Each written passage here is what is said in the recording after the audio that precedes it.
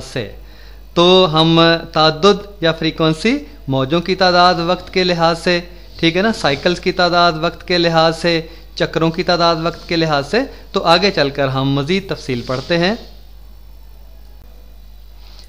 यहाँ पर लफ्ज़ आता है हैता, जिसे हम बकसरत इस्तेमाल करेंगे।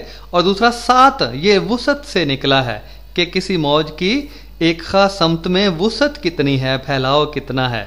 और तीसरा है इंतहाई बुलंदी, ये तो बड़ी आसान सी बात है। और एम्पलीट्यूड को उर्दू में हैता, सात या इंतहाई बुलंदी कहते हैं। हम देखते हैं कि हैता लफ्ज़ कहाँ से निकला है। हैता इहाता से निकला है। जैसे नंबर 1 इहाता, 10 मरले का इहाता, वो हदबंदी बताता है, वो जगह हदबंदी बताती है कि एक आदमी की ज़मीन की हदबंदी इस मकाम से उस मकाम तक है। और दूसरा मुहीत यानी घेरा, ये भी हम बोलते हैं। और तीसरा वला युहीतूना बिशैइन मिन इल्मिही, कि अल्लाह ताला के इल्म का कोई इहाता नहीं कर सकता। तो लफ्ज़ मुहीत, लफ्ज़ इहाता और लफ्ज़ हैता ये कमोबेश एक ही मानों में इस्तेमाल होते हैं, एक ही मंबा से निकले हुए हैं।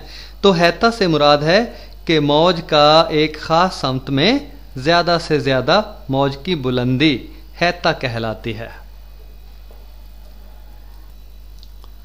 कम बेश मौजें, कमी बेशी पैदा करने वाली मौजें, modulating waves, modulating signals, information signals, intelligence signals या मालूमाती मौजें।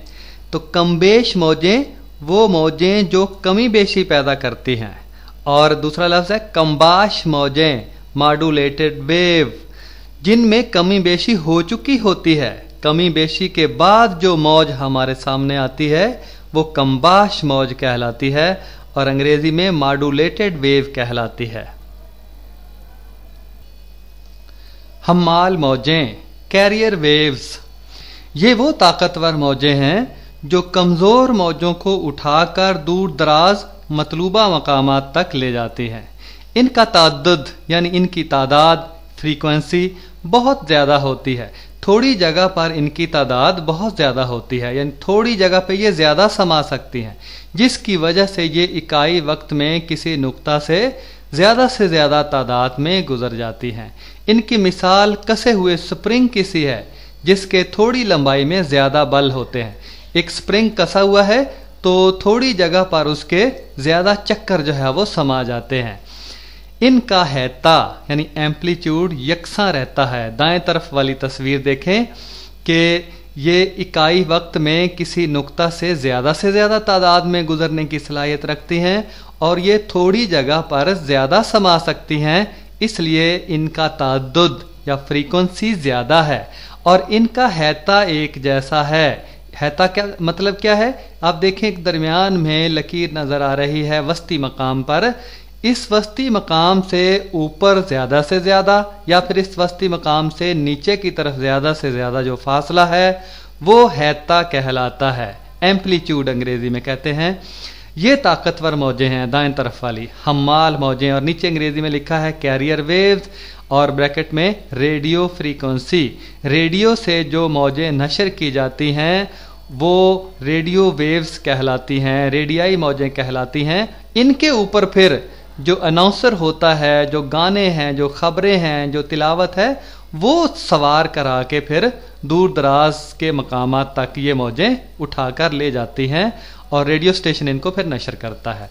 तो हमाल मौजें दाएं तरफ दिखाई गई हैं। फिर सवार मौजें, कमज़ोर मौजें, ऑडियो फ्रीक्वेंसी वेव्स, समी फ्रीक्वेंसी, समी तादाद की मौजें, यानी जो हमारी आवाज़ है। हमारी आवाज़ हम बोल रहे हैं तो थोड़ी दूर तक जा सकती है, लेकिन अगर हम माल मौजों के ऊपर अपनी आवाज़ को सवार करवा दें तो फिर दूर दराज के मकामात तक हम माल मौजें हमारी आवाज़ को उठाकर ले जाएंगी। और यही मॉड्यूलेशन और यही तगय्युर गरी, यही कम बेशी है। सवार मौजें या मालूमाती मौजें, इंफॉर्मेशन वेव्स, इनको अंग्रेज़ी में मुख्तलिफ नामों से हम याद करते हैं। Audio frequency waves, audio frequency signal, intelligence signal اور اس طرح اور بھی ناموں سے موسوم ہوتی ہیں یہ موجیں. پڑھتا ہوں، آپ ذرا غور کیجیے گا.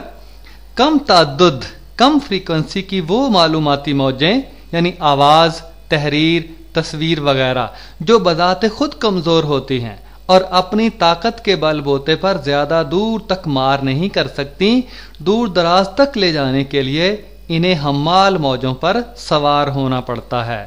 اور یہ پڑھ چکے ہیں آپ کے دائیں طرف والی حمال موجیں ہیں، اٹھانے والی ہیں، اور بائیں طرف والی سوار موجیں ہیں یا معلوماتی موجیں ہیں، کمزور موجیں ہیں. ہم 1035 کلو ہرٹز پر ریڈیو پاکستان ملتان سے بول رہے ہیں. ریڈیو پاکستان ملتان سے اکثر یہ الفاظ سننے کو ملتے ہیں. 1035 کلو ہرٹز کا مطلب کیا ہے؟ آئیے سمجھتے ہیں کہ 1 کلو ہرٹز برابر 1000 ہرٹز. ہرٹز کا مطلب ہے کہ 1 سیکنڈ میں کسی مقام سے کتنی موجیں گزرتی ہیں. 1 سیکنڈ میں ہمارے کانوں سے یا ریڈیو کے ریسیور سے کتنی موجیں آ کر ٹکراتی ہیں، اس کی اکائی ہرٹز ہے. تو 1 کلو ہرٹز برابر 1000 ہرٹز کے، جیسے 1 کلو گرام برابر 1000 گرام کے ہوتا ہے. تو 1035 کلو ہرٹز کس کے برابر ہو گئے؟ 1035 کو 1000 سے ضرب دی تو 10,35,000 ہرٹز. اس کا مطلب یہ ہے کہ ہمارے کانوں سے ریڈیو پاکستان ملتان سے آنے والی موجیں 1 سیکنڈ میں 10,35,000 موجیں ٹکراتی ہیں. یعنی ہمارے کانوں سے 1 سیکنڈ میں 10,35,000 موجیں ٹکراتی ہیں جو ریڈیو پاکستان ملتان کے نشریاتی اینٹینا سے نشر ہو رہی ہیں اور ہمارے کانوں کے ساتھ آ کر ٹکرا رہی ہیں. کم بیشی کی تعریف، ڈیفینیشن آف ماڈولیشن. باقاعدہ انداز سے ہم تعریف پڑھتے ہیں. انگریزی میں ہے the process of mixing information waves. Information waves کو بریکٹ میں انفارمیشن سگنل یا لو فریکوینسی سگنل بھی کہتے ہیں. The process of mixing information waves with the carrier waves. حمال موجوں کے ساتھ معلوماتی موجوں کے ملنے کے عمل کو کم بیشی کہتے ہیں. Is called modulation. تو یہ انگریزی میں ماڈولیشن اور اردو میں کم بیشی کہلاتا ہے. And the resultant wave is called modulated wave. اور جو حاصل موج ہمیں ملتی ہے وہ کمباش موج کہلاتی ہے. کمی بیشی ہونے کے بعد جو موج بنتی ہے، ہم پہلے بھی پڑھ چکے ہیں کہ وہ انگریزی میں ماڈولیٹڈ ویو اور اردو میں کمباش موج کہلاتی ہے. تصویری وضاحت. تصویر میں آپ کو بائیں طرف معلوماتی موجیں، آڈیو فریکوینسی ویوز یا ہماری آواز کی موجیں آپ سمجھ سکتے ہیں، اور دائیں طرف حمال موجیں، ان کو اٹھا کر لے جانے والی موجیں، انگریزی میں کیریئر ویوز جن کو کہتے ہیں. تو ان کے معلوماتی موجوں کے حمال موجوں کے اوپر سوار ہونے کے عمل کے بعد، ملنے کے عمل کے بعد جو کمباش موجیں ماڈولیٹڈ ویوز بنتی ہے، ان کی تصویر نیچے دکھائی گئی ہے. اگلی سلائیڈوں میں ہم اس بات کو تفصیل کے ساتھ آپ پر واضح کرنے کی کوشش کریں گے.